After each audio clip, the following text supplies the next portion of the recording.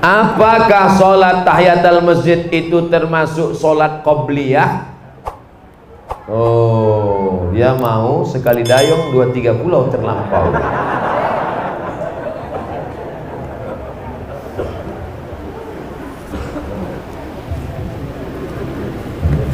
Masuk masjid, tiba-tiba jam dinding masjid itu sudah memberi tanda 2 menit, 2 menit, 2 menit, 2 menit. Kan ada jam yang gitu kan? Tinggal 2 menit, tinggal 2 menit, tinggal 2 menit, kata dia. Kita sholat qobliyah atau tahiyatul masjid? Tahiyatul masjid kalau dilaksanakan tidak dapat qobliyah. Tapi kalau dilaksanakan qobliyah, otomatis dapat tahiyatul. Tapi jangan sering-sering. Jangan gara-gara ini lambat terus. Loh, selama ini ente cepat ke masjid, kok lambat? Kata Ustaz Somad, tunggu aja 2 menit mau koma. Mana tahu. Begitu sudah selesai qobliyah, masih tetap 2 menit, 2 menit. Rupanya jamnya rusak. Rumusnya kalau tahiyatul masjid tidak dapat qobliyah, tapi kalau qobliyah otomatis dapat tahiyatul. Saya nggak ngerti Pak Ustaz. Dalil pengambilan di mana? Idza dakhala ahadukumul masjidah, kalau kamu masuk masjid fala yajlis, jangan duduk. Hatta yusolli rak'ataini, salat sunat 2 rakaat. Maka dia waktu masuk itu qobliyah otomatis dapat, karena sebelum duduk dia sudah laksanakan 2 rakaat. Ustadz, apa hukumnya membawa anak balita ke dalam masjid saat sholat berjamaah?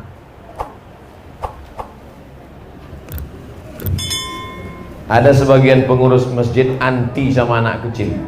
Kalau nengok anak kecil, pulang.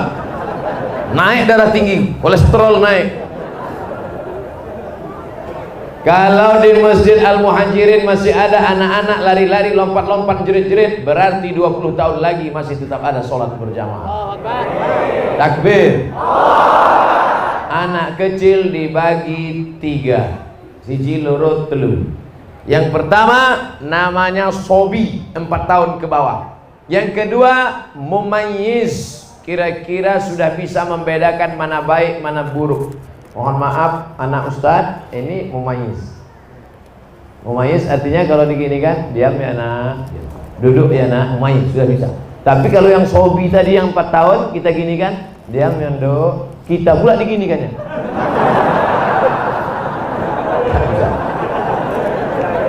Yang ketiga amrod. Amrod hampir akil balik, jenggot hampir tumbuh, halus-halus. Amrod pakai dal bukan bot. Amrod kalau bot penyakit. Sobi, mumayyiz, amrod. Yang dibawa sholat ke masjid mumayyiz. Adapun yang usia 3 tahun tak bisa dibawa, karena waktu sebelum sholat bisa kita kasih tahu, "Nduk, kene yo, nggih."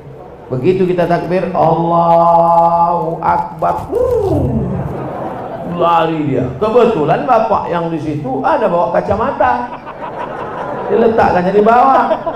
Setiap anak tuh lewat, bapak tuh, gitu. Akhirnya salam bapak itu cuma sekali aja. Assalamualaikum warahmatullah. Anak sampean niki ya. Anak sampean niki, kata yang sebelah ngamuk, kata yang sebelah lagi, ojo dikeplai, pateni ae.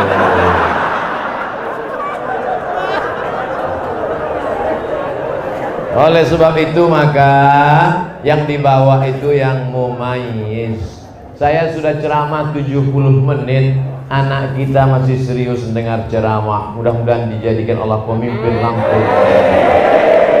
Bayangkan, tahan dia dengar ceramah 70 menit. Kadang orang baru 15 menit. Ya anak kecil tahan 70 menit. Entah karena takut sama saya. Tengoknya suara Ustaz itu menggelegar. Ini kalau kita ngantuk gawat nih katanya. Rabbana hablana minas sholihin. Jadikan anak-anak kami anak-anak soleh solihah. Ustadz, metode cepat hafal Quran tuh gimana Pak Ustadz? Quran saya yang ingat dulu aja udah hilang. Dulu waktu di Al-Azhar kuliah, tahun pertama wajib hafal 2 juz, tahun kedua 2 juz, tahun ketiga 2 juz, tahun keempat 2 juz, mata kuliah 13. Kalau nggak lulus 13 mata kuliah, naik bawa 1. Kalau nggak lulus 3 mata kuliah, potong beasiswa 25%. 2 tahun nggak lulus, potong beasiswa 50%. 3 tahun nggak lulus, DO, drop out, diusir dari Al-Azhar, siap-siap buat rakit hanyut dari Sungai Nil ke Sungai Siak. Kejam Al-Azhar, tapi disiplin dia. Pendidikan baik. Nyontek nggak boleh. Kalau ketangkap nyontek, langsung dicabut visa 1 tahun, dipulangkan ke Indonesia. Begitu pulang saya jadi dosen, saya terapkan di kelas, jangan nyontek. Yang nyontek, awas. Kata mahasiswa, sama bapak aja nggak boleh, yang lain boleh. Nah, dulu kami menghafal tuh karena takut nggak naik, takut nggak makan, takut nggak beasiswa, takut putus. Sebelum sholat subuh hafal 1 halaman. Sebelum sholat subuh, karena waktu itu kepala masih kosong, memori masih kuat. Sebelum sholat subuh hafal 1 halaman. Nanti diulang pada saat sholat qabliyah. Qabliyah zuhur, sholat zuhur, ba'diyah zuhur, qabliyah asar, qabliyah maghrib, ba'diyah maghrib, qabliyah isya, ba'diyah isya. Diulang dalam sholat. Setelah itu didengarkan ke teman, hafal sebelum subuh, diulang-ulang dalam sholat, didengarkan ke teman, namanya tasmih. Bro, coba dengarkan bacaan saya. Yang keempat, ditulis di kertas. Karena sekali menulis di kertas sama dengan mengulang 10 kali. Karena nulis itu pelan. Itu yang kami pakai dulu. Apakah seorang ibu single mom? Ternyata di desa Semulijaya, ibu itu sendiri disebut single mom. Apakah peran seorang single mom untuk menggantikan, memberikan peran seorang ayah kepada putranya Pak Ustadz? Iso apa ora iso? Bisa nggak seorang ibu menggantikan peran seorang ayah? Bisa kan ya? Langsung mereka jawab. Nabi Isa ada nggak ayahnya? Apakah Nabi Isa lalu kemudian nakal dan ketika ditangkap oleh polisi, kenapa kau nakal? Kurang kasih sayang. Nabi Ismail alaihissalam diantarkan Nabi Ibrahim ke kota Makkah al-Mukarramah. Setelah itu Ibrahim pulang ke Palestina. Artinya apa? Perempuan bisa membesarkan anaknya tanpa suami, tapi suami tak bisa membesarkan anaknya tanpa istri. Mana yang lebih hebat, laki-laki apa perempuan? Tengok, ngaku mereka. Tes, habis baterai. Artinya peran ini masing-masing mesti ada, tapi peran anak yang paling lama adalah dengan ibu. Karena dalam perut 9 bulan 10 hari perut siapa? Perut ibu. Yang menyusukan 2 tahun siapa? Ibu. Yang mengeluarkan meregang nyawa sampai dijahit siapa? Ibu. Adapun bapak peluk cium, kasih sayang, suruh ngurang bacaan. Makanya ibu sampai 3 kali ummuka,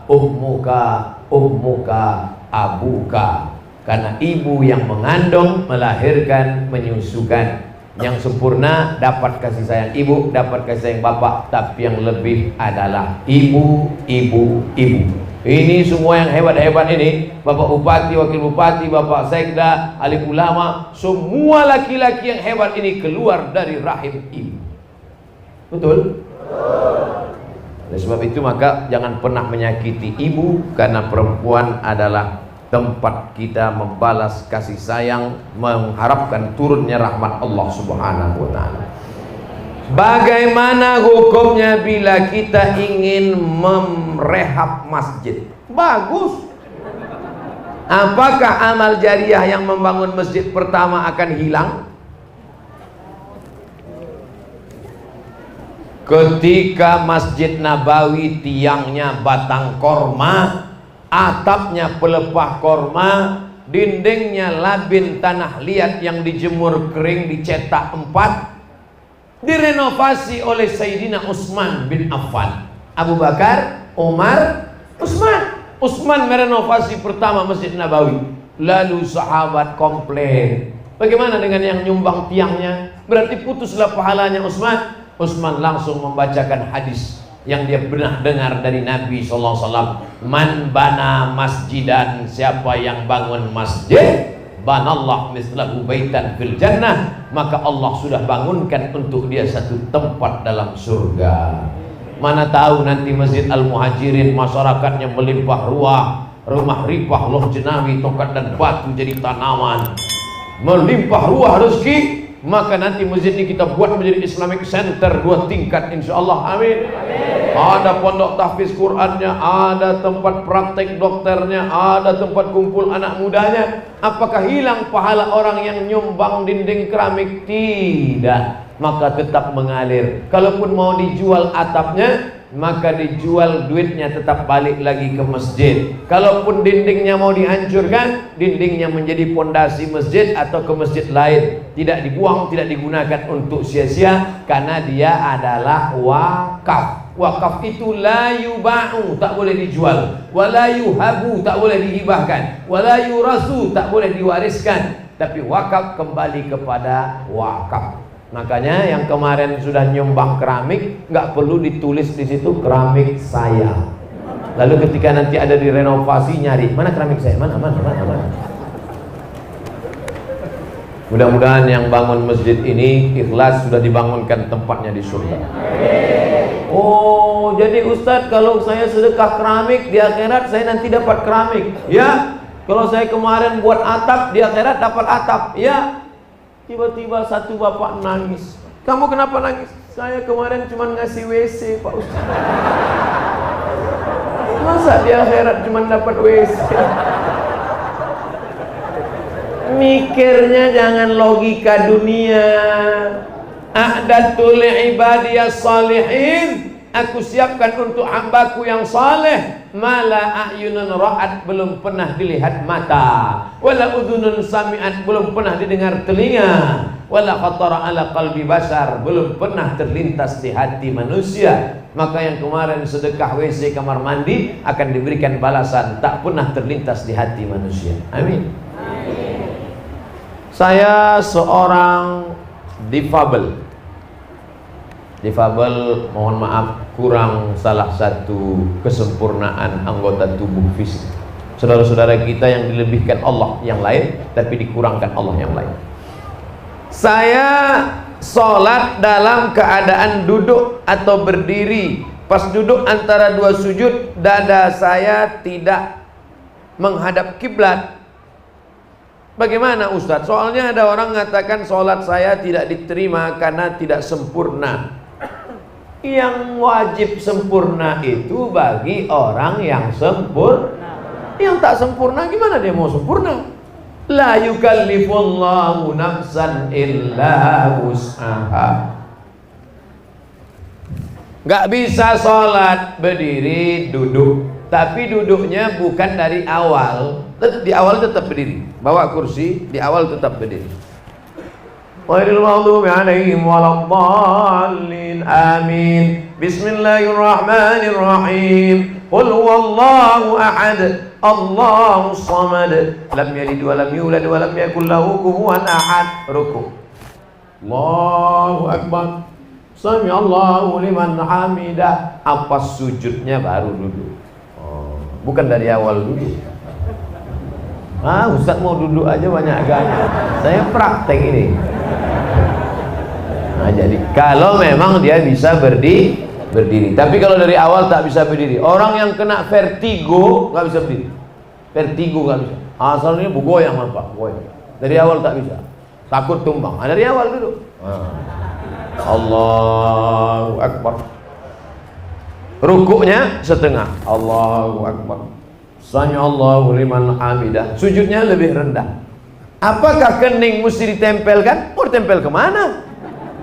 Takkan tempel ke tiang. Nah, oleh sebab itu maka ini termasuk dalam orang yang tak sempurna. Atau maaf cakap, tulang belakang bungkuk lalu tidak bisa menghadap ke kiblat. Yang penting arah dia sudah. Fawalli wajhaka syatral masjidil. Adapun orang yang sempurna maka semuanya mesti menghadap. Wajahnya menghadap, dadanya menghadap, matanya ke arah kiblat. Barulah diangkat takbiratul ihram bagi yang sempurna. Orang tua kami anaknya perempuan semua. Bagus, dapat mantu sugih. Dalam Islam hak perempuan istri ada pada suami. Jika suami tersebut pelit terhadap orang tua istri, bagaimana orang tua kami saat beliau tua dan tak berdaya, Pak Ustadz? Makanya sebelum dapat mantu buat tim fit and proper test. Mudah-mudahan ibu-ibu yang punya anak perempuan dapat menantu yang soleh-soleh macam mereka. Ibu dari sekarang mulai tengok-tengok mana calon-calon menantu. Yang senyum, yang lajang aja.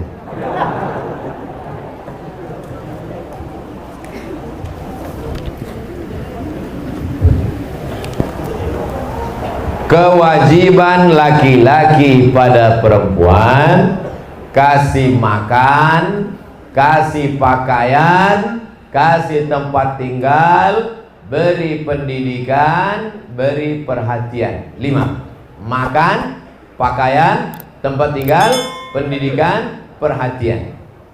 Laki-laki tidak boleh memberikan zakat pada orang yang wajib dia nafkahi.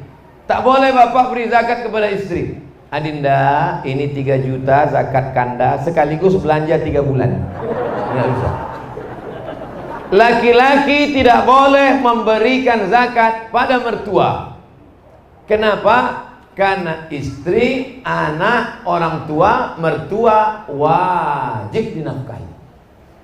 Istri, anak, orang tua, mertua wajib dinafkahi. Beda dengan saudara. Saudara tak wajib dinafkahi, tapi saudara dibantu boleh, dianjurkan. Tapi mertua, orang tua, bagaimana mungkin dia memberi anaknya yang dikandungnya 9 bulan 10 hari, dibesarkannya dengan tetes 10 keringat air mata, setelah anak itu gadis diberikannya kepadamu hanya dengan mahar seperangkat alat sholat dan kitab suci Al-Quran? Kenapa dia beri anak gadisnya? Itu karena dia ikhlas lillahi ta'ala. Oleh sebab itu jangan kalian laki-laki membuat calon-calon ibu ini kehilangan anaknya, tapi justru ibu ini akan berkata, alhamdulillah Ustaz, dulu saya menganggap kalau anak saya dibawa oleh laki-laki ini anak kami hilang, tapi ternyata kami malah dapat 2. Anak kami tetap ada dan menantu kami adalah orang yang luar biasa. Tapi sayangnya itu hanya ada di sinetron saja. Dan di desa Semuli Jaya ada calon-calon yang baik-baik, yang soleh-soleh. Wajahnya kelihatan tuh orangnya lembut, wajahnya baik, cerah, tapi pelitnya minta ampun.